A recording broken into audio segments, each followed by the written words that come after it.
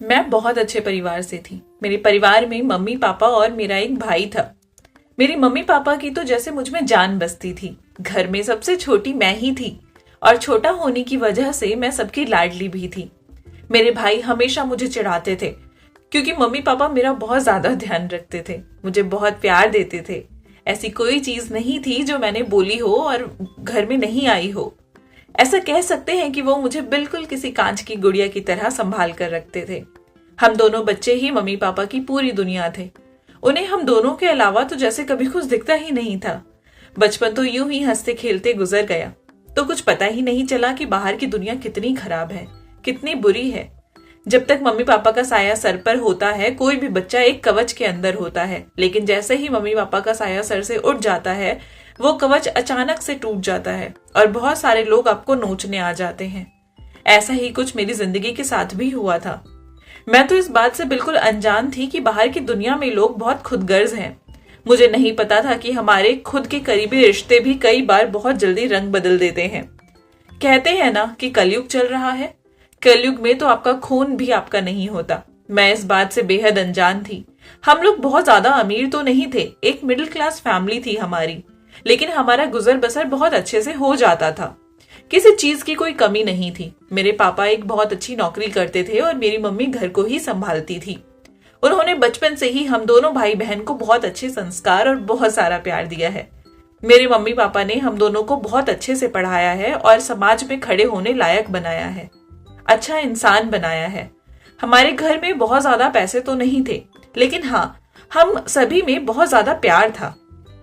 हम सब एक दूसरे को बहुत प्यार करते थे और एक दूसरे के बिना रह नहीं सकते थे।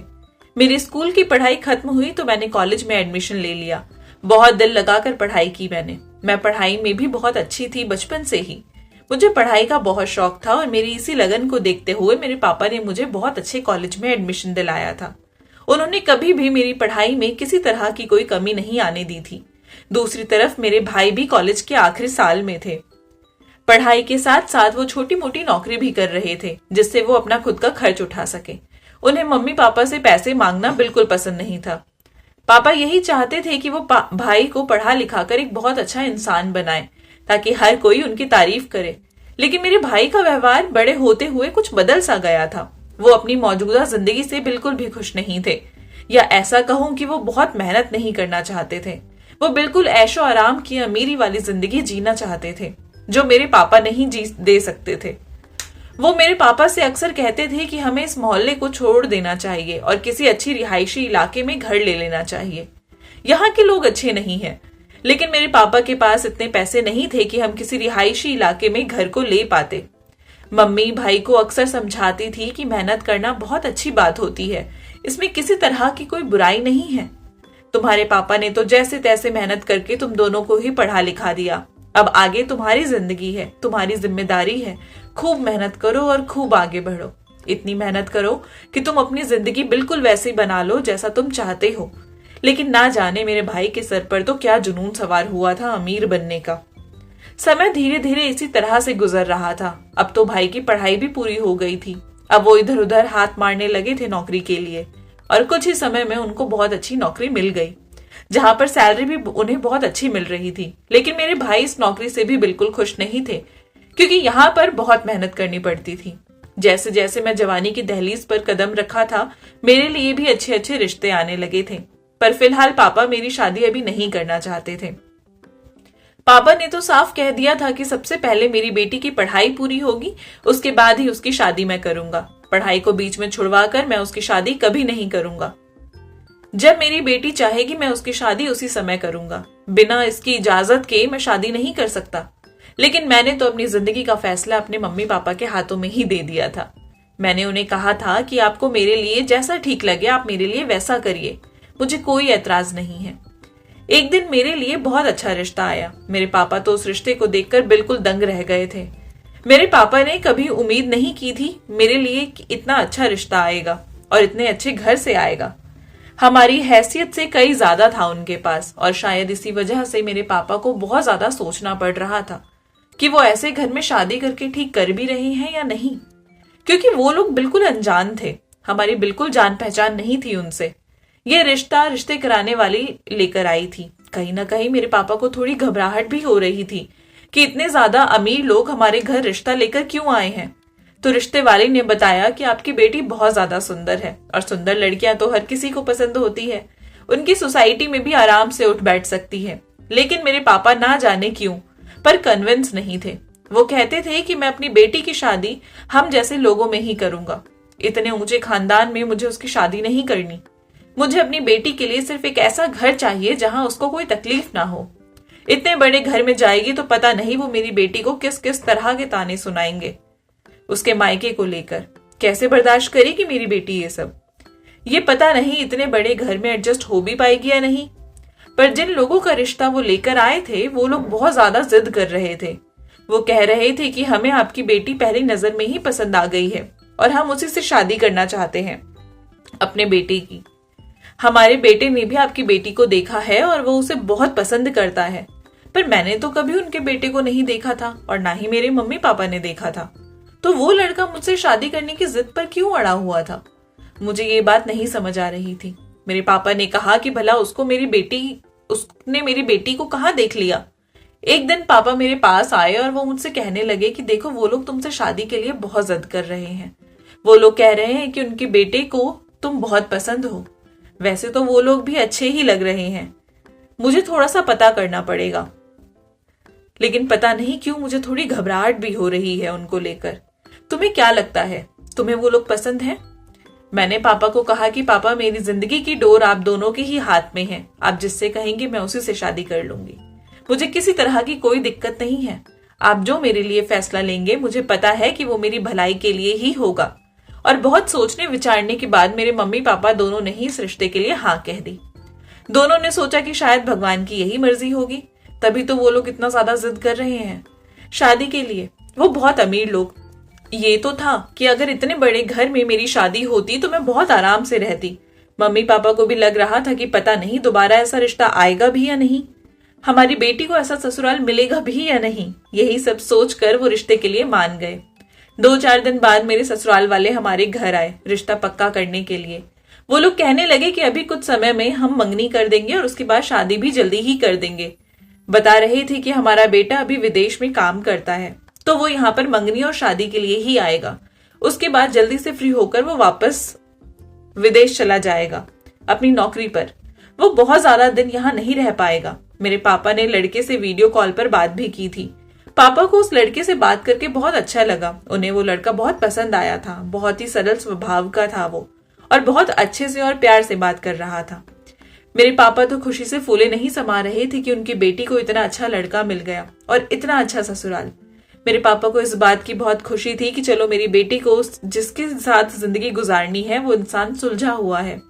अब बारी आती है शादी की तैयारी करने की। एक और उलझन थी जो मेरी मम्मी को बहुत सता रही थी। वो कह रही थी कि अब जब नैना की शादी हो जाएगी तो वो यहाँ से चली जाएगी। हम एक काम करते हैं कि हम अपने बड़े बेटे की भी शादी कर देते हैं। बहू घर में रहेगी तो मन भी लगा रहेगा, वो भी तो बेटी ही होगी। हमारी तन्हाई का एहसास थोड़ा सा कम हो जाएगा। मम्मी पापा आपस में बात कर रहे थे कि दोनों बच्चों की ही शादी कर देते हैं। अब वो मेरे भाई के लिए भी रिश्ता ढूंढना चाहते थे, पर मेरे भाई थे कि वो शादी के लिए मान ही नहीं रहे थे। उनको तो अपना फ्यूचर बनाना था, उनको तो बिल्कुल अमीर बनना था। वो बहुत पैसा कमाना चाहते थे, लेकिन मम्मी ने इतनी जिद की कि उन्होंने हाँ ही कह दी। मैं भी अपने आने वाली जिंदगी को लेकर सपने सजाने लगी थी। कुछ समय बाद ही मेरी मंगनी हो गई। मेरे होने वाले पति का नाम सुमित था, लेकिन सुमित को अचानक एक बहुत जरूरी काम आया और उनको उसी समय विदेश वापस जाना पड़ा। अब हमारी शादी टल गई थी। मंगनी तो हो चुकी थी, लेकिन शादी में अब समय था क्योंकि सुमित वापस अमेरिका चले गए थे। मेरे मम्मी पापा को इस बात में कोई एतराज भी नहीं था क्योंकि वो तो खुश थे कि उनकी बेटी उनके साथ कुछ समय और रह पाएगी। दिन इसी तरह से गुजर रहे थे कि एक दिन मेरे ऊपर जैसे कयामत की थी। मेरे मम्मी पापा एक मार्केट गए हुए थे मेरी ही शादी की शॉपिंग करने के लिए। रास्ते में उनकी कार का एक्सीडेंट हो गया और वो एक्सीडेंट इतना ज्यादा खतरनाक था कि मौके पर ही वो दोनों मुझे छोड़कर हमेशा के लिए चले गए। जब मुझे ये खबर मिली तो मैं तो जैसे दहाड़े मार मार के रो रही थी। मैं कह रही थी कि प्लीज मम्मी पापा आप दोनों वापस आ जाओ, लेकिन अब वो दोनों ही वापस आने वाले नहीं थे। वो अपनी लाडली बेटी को यूं इस दुनिया में अकेला छोड़कर हमेशा के लिए चले गए थे। भाई ने मुझे जैसे तैसे संभाला। भाई की शादी तो वो कर ही चुके थे। भाभी मेरी अच्छी ही थी, या यूं कहूं कि शुरू शुरू में भाई और भाभी दोनों का ही रवैया मेरे लिए अच्छा था, लेकिन धीरे धीरे वो दोनों भी अपनी जिंदगी में मस्त हो गए। उन्हें कोई मतलब नहीं था मुझसे, उन्हें कोई परवाह नहीं थी मेरी। अब पूरा पूरा दिन मैं अपने कमरे में अकेले रोती रहती थी, मम्मी पापा को याद करके। पर उन दोनों को मेरी कोई चिंता नहीं थी। वो लोग तो मुझे खाने तक को नहीं पूछते थे। मुझे जब भूख लगती थी तो मैं खुद ही जाकर खाना खा लेती थी। अब समझ आ रहा था कि जिंदगी में आपके माँ बाप का साया आपके लिए कितना ज्यादा जरूरी होता है। धीरे धीरे मैं अपने मम्मी पापा के दुख से तो उबर गई, लेकिन इस तन्हाई का क्या करती। भाभी ने तो मुझे अपने घर की नौकरानी बनाकर रखा हुआ था। वो तो अपने पलंग से नीचे पैर तक नहीं रखती थी, घर के एक काम को हाथ नहीं लगाती थी। पूरा घर मेरे सर पर था। मेरी भाभी को थोड़ा बहुत मेरे भाई का ही डर था, नहीं तो उन्होंने तो मुझे कब का हाथ पकड़ के घर के बाहर निकाल दिया होता। मेरा भाई भी बदल चुका था। मेरा वो भाई जो मुझे अपनी पलकों पर बिठा कर रखता था, अब उसने भी मुझसे अपनी नजरें फेर ली थी। कभी कभी तो बिना बात के मुझे डांट दिया करता था और हमेशा अपनी पत्नी की ही साइड लेता था। मेरे भाई का ये हाल हो चुका था कि अब वो अपनी पत्नी की आंखों से देखता और उन्हीं की कानों से सुनता था। उसके खुद का कोई व्यक्तित्व रह ही नहीं गया था। मम्मी पापा ने उसको इतने लाड प्यार से पाला था, चाहते थे कि वो बड़े होकर एक अच्छी नौकरी करे, एक अच्छा इंसान बने, खूब नाम कमाए, लेकिन वो तो किसी दूसरे ही रास्ते पर निकल गया था। मैं जानती हूँ कि मम्मी पापा को अपनी लाडली बेटी का ये हाल देखकर बहुत दुख होता होगा। अगर मेरे भाई ने मेरा थोड़ा सा भी साथ दिया होता तो मैं अपने मम्मी पापा के दुख से कब का निकल गई होती, पर वो तो अपनी ही दुनिया में मस्त था। धीरे धीरे जिंदगी की सारी खुशियों ने मुझसे मुंह मोड़ लिया और उसके बाद एक दिन एक नई परेशानी हमारी जिंदगी में आई। मेरे भैया जिस कंपनी में काम करते थे वो उन्हें अपनी तरफ से विदेश भेज रहे थे। उनका पैकेज भी बहुत बढ़ा दिया था, लेकिन मेरी भाभी भी जिद पर थी कि वो भैया के साथ ही जाएगी, वो यहाँ अकेले नहीं रहेगी। और आखिरकार भाभी की बात भैया ने मान ही ली। मैं अंदर ही अंदर बहुत ज्यादा डर रही थी कि भैया और भाभी दोनों चले जाएंगे तो मैं यहाँ पर कैसे रहूंगी। मेरे भैया भाभी को ले जाने के लिए तो मान गए थे, पर उन्होंने मेरे बारे में नहीं सोचा था। मेरे लिए उन्होंने कुछ नहीं कहा। भाई का खर्चा तो उनके ऑफिस वाले उठा रहे थे, लेकिन भाभी का खर्चा खुद भाई को उठाना था। भाभी का खर्चा उठाने के लिए ही उन्होंने मकान बेच दिया जो पापा के नाम पर था। एक बार नहीं सोचा कि मेरा क्या होगा। मुझे लग रहा था कि मेरे भाई मेरे बारे में बिल्कुल नहीं सोच रहे, पर मैं गलत थी। वो मेरे बारे में सोच रहे थे। भाई ने मेरे ससुराल में फोन किया और कहा कि हम जल्दी से जल्दी शादी करना चाहते हैं, क्योंकि मेरा ट्रांसफर हो गया है और मुझे विदेश जाना है। लेकिन मेरे ससुराल वाले कहने लगे कि वो अभी शादी नहीं कर सकते, थोड़ा समय चाहिए उन्हें। वो कह रहे थे कि जब हमारा बेटा अमेरिका से वापस आएगा तभी तो शादी कर पाएंगे। मेरे ससुराल वालों की इस जवाब को सुनकर हमारे घर में जैसे मानो सन्नाटा छा गया। अभी इस बात को हफ्ते भर का समय भी नहीं गुजरा कि हमारे घर कुछ लोग आए। भाभी ने मुझे किचन में लगा दिया चाय नाश्ता बनाने के लिए और मुझे कहने लगी, देखो अभी जो ये लोग आए हैं उनकी खातिरदारी में कोई कमी नहीं रहनी चाहिए, अच्छे से पेश आना और उनके पूछे हुए हर सवाल का जवाब ढंग से देना। कुछ ही देर में मैं नाश्ता लेकर बाहर आई। वो सभी लोग मुझे देखने लगे। मुझे तो बहुत अजीब महसूस हो रहा था कि ये सब लोग मुझे ऐसे क्यों देख रहे हैं। मैं बस वहां से जल्दी से जाना चाहती थी, लेकिन उनमें से एक औरत ने मेरा हाथ पकड़ लिया और मुझे अपने पास ही बिठा लिया। वो मुझसे बेहद अजीब अजीब से सवाल कर रही थी। मैं भाभी का चेहरा देखने लगी। उन्होंने मुझे आंखों आंखों में ही इशारा किया कि मैं उनकी बातों का जवाब दूं और उसके बाद वो दूसरी औरतों से बातों में लग गई। मैंने उन सभी औरतों की बातों का जवाब दिया और कुछ ही देर में उनमें से एक औरत ने मेरे हाथ पर कुछ पैसे रखकर कहा कि हमारी तरफ से रिश्ता पक्का है, हमें कोई परेशानी नहीं है, आप लोग बता दीजिए कि शादी कब करनी है। ये बात सुनते ही मेरे तो जैसे पैरों तले जमीन ही निकल गई। मैं भाभी का चेहरा देखने लगी, पर भैया और भाभी ने मुझे ऐसे इग्नोर किया जैसे उन्हें कुछ नजर ही नहीं आ रहा। शायद उन दोनों की नजरों में मेरी कोई हैसियत ही नहीं थी। उन्होंने मुझसे कुछ भी पूछना जरूरी ही नहीं समझा, बस मेरे लिए फैसला ले लिया। और अब जब फैसला ले लिया था तो उसे कोई नहीं बदल सकता था। मुझे नहीं पता था कि मेरे भैया भाभी इतने कठोर दिल के हैं। भाभी को तो छोड़ो, पर भैया तो मुझे बचपन से जानते हैं। वो तो मुझे इतना प्यार करते थे। आज उनको मेरा दर्द क्यों नहीं दिखाई दे रहा। मेरी आंखों में आंसू बहने लगे।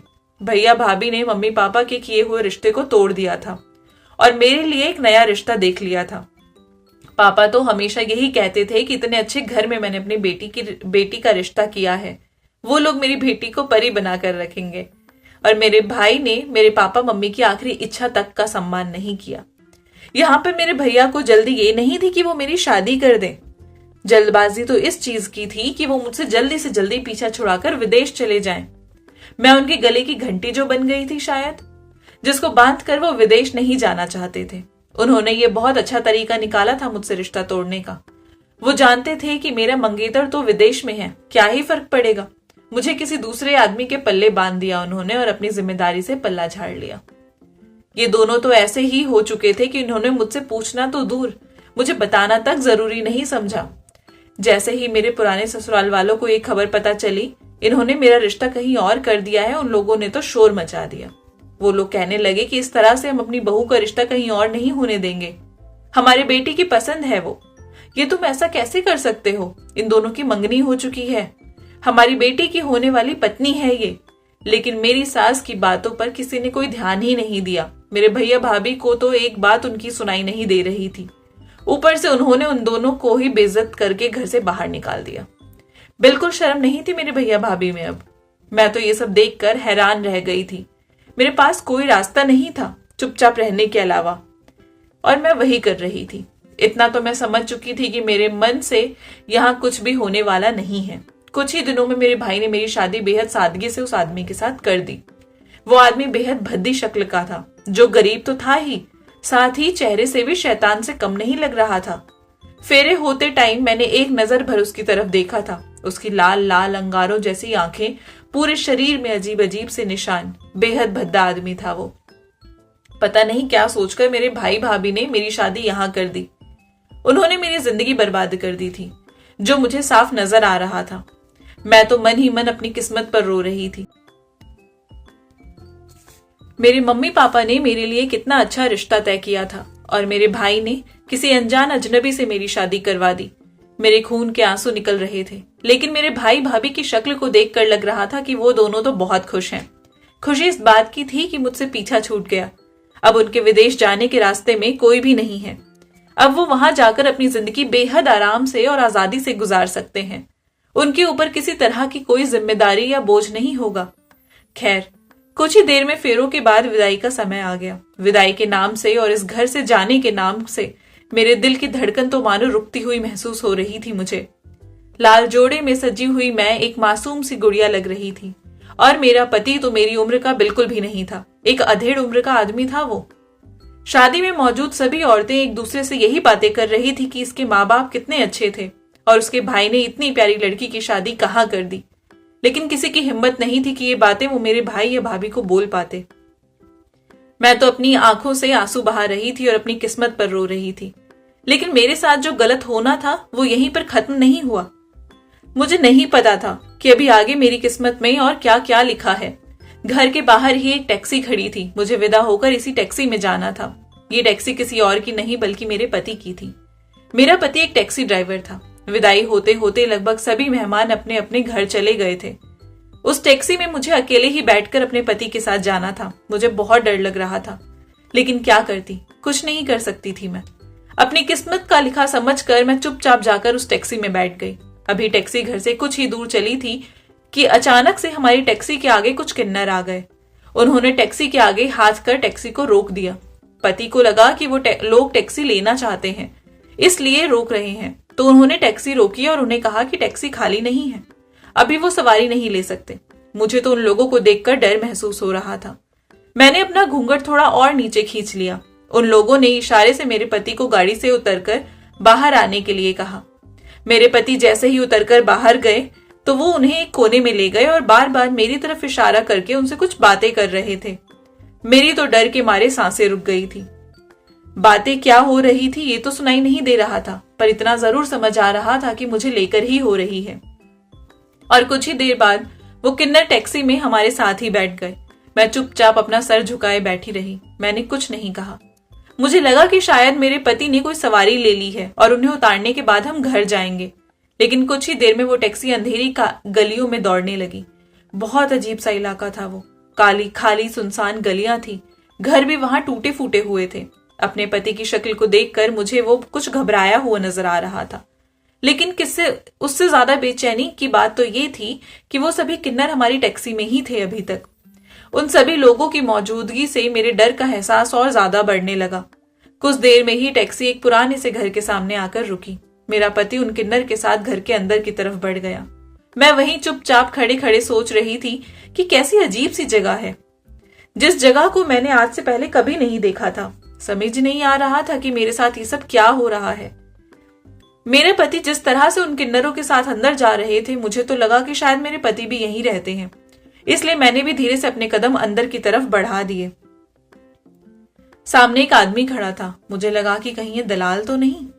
अपने आप को किसी मुसीबत में फंसा हुआ महसूस कर सकती थी मैं। वहां पर बहुत तरीके के पेड़ थे। अंदर गई तो बहुत हरियाली थी।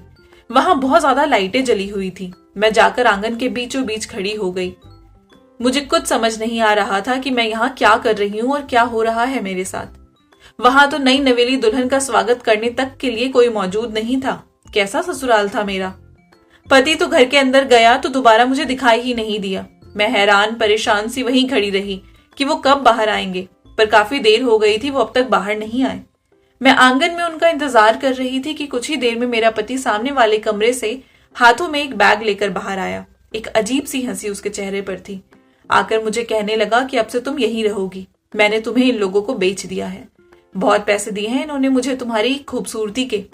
और वो वहां से भागता हुआ निकल गया। इससे पहले कि मैं कुछ समझ पाती, कुछ कह पाती, वो घर के बाहर जा चुका था और घर का दरवाजा बंद हो गया था। मैं रोती रही, चिल्लाती रही, पर किसी ने मेरी कोई बात नहीं सुनी। मुझे तो बेहद हैरानी हो रही थी कि किस तरीके के आदमी से मेरे भाई ने मेरी शादी कर दी थी, जो अपनी नई नवेली दुल्हन को यूं किन्नर के घर में उतार कर उनके हवाले करके खुद यहाँ से भाग गया था। उसको बिल्कुल शर्म नहीं आई कि वो कैसे अपनी बीवी को बेच रहा है।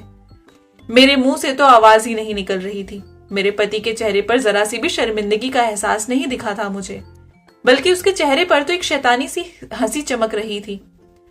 नोटों से उसकी जेब जो भर गई थी। उसने गाड़ी निकाली और देखते ही देखते वो वहां से निकल गया।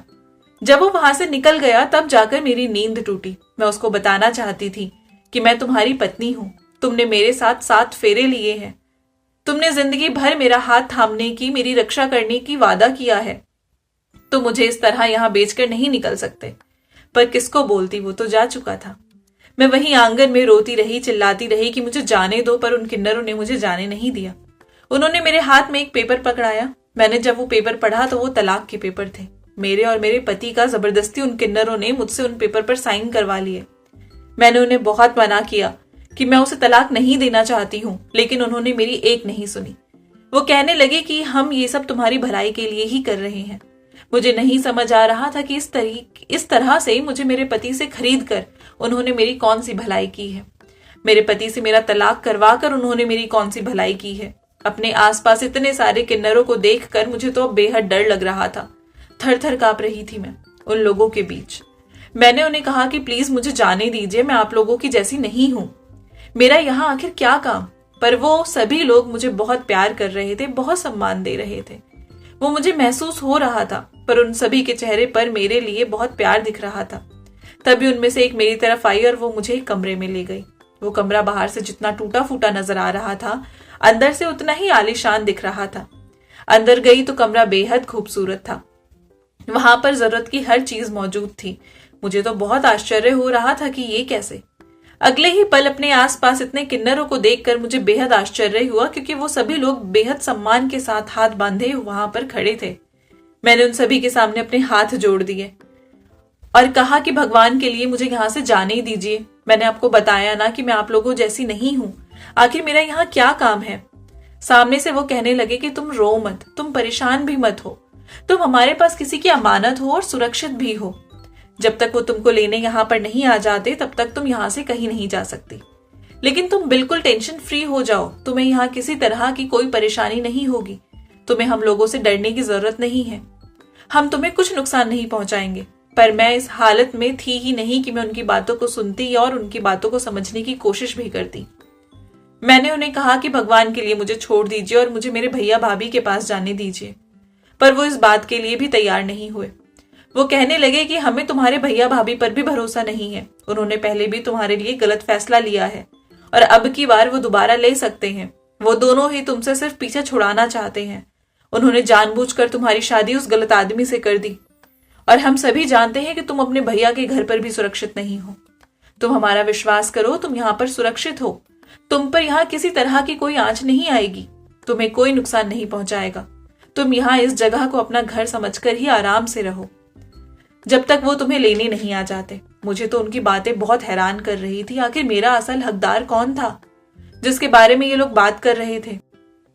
मैंने उनको कहा कि मेरा कोई हकदार नहीं है। किसके बारे में आप लोग बात कर रहे हैं? पर वो कहने लगे कि हम तुम्हें अभी कुछ नहीं बता सकते। उनकी बातों को सुनकर तो मुझे और भी ज्यादा डर लग रहा था। ऐसा लग रहा था कि शायद अभी ये लोग मुझे आगे बेच देंगे। मेरी कही हुई हर बात का उन पर कोई असर नहीं हो रहा था। वो लोग मुझे कमरे में छोड़कर बाहर चले गए। मैं वहीं फर्श पर बैठकर जोर जोर से रोने लगी। कुछ ही देर में एक किन्नर मेरे कमरे में आया और मुझे दुल्हन का जोड़े में देखकर कहने लगा कि बेटा, ये कपड़े तुम बदल लो, ये लो सूट, इसे पहन लो।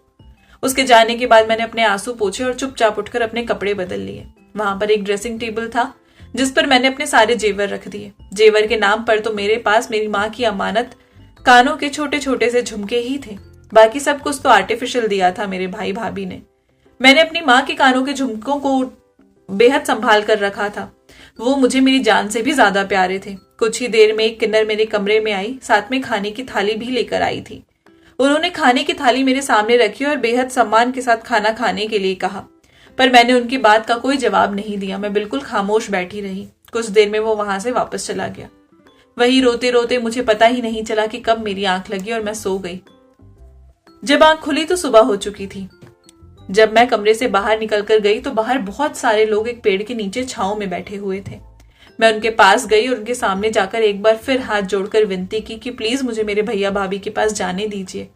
तभी उनमें से एक किन्नर उठकर मेरे पास आई और मेरे सर पर बेहद प्यार से हाथ रखकर कहने लगी कि तुम हमारी बहन जैसी हो, तुम ऐसे डरो मत हमसे। हम तुम्हें कोई तकलीफ नहीं पहुंचाएंगे और ना ही होने देंगे। हमें तुम्हारी जिम्मेदारी मिली है और हमें वो जिम्मेदारी पूरी करनी है। जैसा कि हमने तुम्हें पहले बताया कि तुम हमारे पास किसी की अमानत हो, हमें तुम्हें संभाल कर रखना है। तुम्हारा पति भी तुम्हें इसलिए तलाक देकर गया क्योंकि हमने उसे पैसे दिए। कुछ पैसों के लालच में आकर बिना सोचे समझे तुम्हें हमारे हाथों बेच गया। शायद अगर कल को उसे कोई और थोड़े पैसे दे देता तो वो तुम्हें वहां ले जाकर बेच देता। हम जानते थे कि वो आदमी ऐसा ही है, इसलिए हमने उसको पैसे दिए और उससे पूछा कि क्या वो तुम्हें बेचना चाहता है, और वो फटाफट तैयार हो गया। तुम सिर्फ 2 दिन का और इंतजार करो और उसके बाद तुम्हें तुम्हारे सवालों के जवाब मिल जाएंगे। आने वाले 2 दिन भी इसी तरह से गुजर गए। वहां जितने भी किन्नर थे वो सब आज बेहद अच्छे से सज संवर रहे थे। घर को भी बहुत अच्छे से सजाया था। सब बहुत खुश नजर आ रहे थे। मैंने भी उन लोगों के आगे घुटने टेक दिए थे। इन 2-3 दिनों में मुझे उन सबसे बहुत प्यार मिला था। मैंने उनसे किसी तरह का कोई सवाल जवाब करना बंद कर दिया। मैं बस उस इंसान का इंतजार कर रही थी जो मुझसे मिलने आने वाला था। मुझे इन पर इतना भरोसा तो हो गया था कि ये लोग मुझे बिल्कुल नुकसान नहीं पहुंचाएंगे और ना ही मेरे साथ कुछ गलत होने देंगे। बस इसलिए अपनी जिंदगी की डोर मैंने अब इन लोगों के हाथ में दे ही दी थी। अब ये मुझे जैसा बोल रहे थे मैं बिल्कुल वैसा कर रही थी, क्योंकि इन 2 दिनों में इन्होंने मुझे बहुत इज्जत और बहुत प्यार और सम्मान दिया था। तभी अचानक एक गाड़ी के हॉर्न की आवाज आई। आवाज सुनते ही सब लोग बाहर की तरफ भागने लगे। तभी एक किन्नर मेरे पास आई और मुझसे कहने लगी, लो जी, तुम्हारे होने वाले पति आ गए। मैं तो एकदम पत्थर बनी बैठी रही। समझ ही नहीं आया कि क्या हुआ। तभी कुछ देर में दरवाजा खुला और सामने से बहुत स्मार्ट लड़का अंदर आया। मैं उसको बेहद हैरानी से देखती रह गई थी, क्योंकि ये तो मेरा मंगेतर सुमित था जो अमेरिका में रहता था। वो धीरे धीरे कदम बढ़ाता हुआ मेरे पास आकर खड़ा हो गया। मुझे तो जैसे अपनी आंखों पर विश्वास ही नहीं हो रहा था। मेरे पास आकर उसने मुझे सारी सच्चाई बताई। मैं तो बस उसको देखे जा रही थी और वो मुझसे माफी मांग रहा था। वो कह रहा था कि मुझे माफ करना, मैं समय से नहीं आ पाया। मुझे पता चला था कि तुम्हारी शादी तुम्हारे भैया भाभी किसी ड्राइवर से कर रहे हैं, लेकिन बहुत कोशिशों के बावजूद मैं विदेश से इतनी जल्दी नहीं आ पाया। इसलिए इन अच्छे लोगों की मदद से मैंने तुम्हें उस ड्राइवर के हाथों से निकाला। मैं जानता हूं कि पिछले कुछ दिन तुम्हारे ऊपर बहुत दर्द भरे रहे हैं, लेकिन अब तुम्हें परेशान होने की कोई जरूरत नहीं है। मैं आ गया हूं ना, अब मैं सब ठीक कर दूंगा। मेरी आंखों से खुशी के आंसू बह रहे थे, क्योंकि सुमित वही लड़का था जिसको मम्मी पापा ने मेरे लिए पसंद किया था। मैंने किन्नरों के आगे हाथ जोड़कर उन सभी का धन्यवाद किया कि उन्होंने मेरा इतना ध्यान रखा, मुझे इतना प्यार दिया। नहीं तो पता नहीं मेरे पति मेरे साथ क्या ही कर देता। सुमित की आंखों में मेरे लिए बहुत प्यार दिख रहा था मुझे। वो मुझसे आगे आके कहने लगे कि क्या तुम जानती हो कि तुम मेरा पहला प्यार हो? मैं तुम्हें तब से प्यार करता हूँ जब तुम 10वीं क्लास में पढ़ती थी। मैं भी उस स्कूल में 11वीं में था। अक्सर तुम्हें देखा करता था, तुम्हारी एक झलक पाने के लिए तुम्हारे कॉलेज तक भी आता था। मैंने तो तभी ठान लिया था कि शादी मैं तुमसे ही करूंगा, लेकिन पहले मुझे अपना करियर बनाना था ताकि जब तुम्हारे मम्मी पापा के पास मैं आऊं तो वो मुझे मना नहीं कर पाए। इसलिए पढ़ाई के बाद नौकरी के लिए मैं अमेरिका चला गया। मैंने ही अपनी मम्मी को कहा था और उन्हें बताया था कि मैं तुमसे प्यार करता हूं, और उन लोगों को भी इस रिश्ते से कोई परेशानी नहीं थी। मेरे कहने पर वो तुम्हारे मम्मी पापा के पास मेरा रिश्ता लेकर आई थी। जब मेरी मंगनी तुम्हारे साथ हो गई तब तो मैं बहुत खुश था। मुझे लगा था कि चलो मुझे मेरा प्यार इतनी आसानी से मिल गया। अपनी इस पहली मोहब्बत के बारे में मैंने सोचा था कि तुम्हें शादी की पहली रात बताऊंगा, लेकिन देखो ना, मुझे वापस काम के सिलसिले में अमेरिका क्या जाना पड़ा। यहाँ तुम्हारे साथ इतना सब कुछ हो गया। मैं खुद को कभी माफ नहीं कर पाऊंगा कि मैं तुम्हारे पास समय से नहीं आ पाया। तुम्हारे भैया भाभी ने तुम्हारे साथ बिल्कुल ठीक नहीं किया। उन्होंने अपने लालच के लिए तुम्हें किसी गलत आदमी के हाथों में दे दिया। वो तो मुझे समय से सब कुछ पता चल गया, और इन किन्नर भाइयों की मदद से ही मैं ये सब कुछ कर पाया। इन्होंने मेरी बहुत मदद की है, लेकिन अब तुम चिंता मत करो, अब मैं आ गया हूं ना, मैं सब ठीक कर दूंगा। ये सब कहते हुए सुमित ने मेरा हाथ थामा। सुमित के हाथ थामते ही मुझे महसूस हुआ कि अब मैं एक सुरक्षित हाथों में हूं। वो आगे मुझसे पूछने लगा कि क्या तुम मुझसे शादी करोगी? मैंने रोते हुए उनको हाँ कहा और उनके सीने से लग गई। मुझे समझ ही नहीं आ रहा था कि उनको कैसे बताऊं कि वो तो मेरे लिए भगवान है, जिसने मेरी इज्जत के साथ साथ मेरी जान भी बचाई है। सुमित मुझे मेरी जिंदगी की सारी खुशी दे दी थी। कुछ ही समय बाद हमारी शादी हो गई और अब मैं अपने ससुराल में बहुत ही आराम से रहती हूँ। मम्मी पापा की याद तो आती ही है, लेकिन सुमित ने भी मुझे बहुत प्यार दिया है। ऐसी कोई जरूरत नहीं है जो सुमित ने मुझे नहीं दी है। मेरे मम्मी पापा की तरह वो मुझे बहुत लाड प्यार से रखते हैं। मैं खुशनसीब हूं कि मुझे ऐसे पति मिले। क्या आपके जीवन में भी आपके पति या पत्नी इसी तरीके से आपको प्यार देते हैं? आई होप आपको कहानी पसंद आई होगी। अगर अच्छी लगी है तो चैनल को प्लीज सब्सक्राइब कर दीजिए, लाइक कर दीजिए और अपने प्यारे से कमेंट नीचे ड्रॉप कर दीजिए। मिलूंगी आपसे नई कहानी के साथ, तब तक के लिए बाय बाय।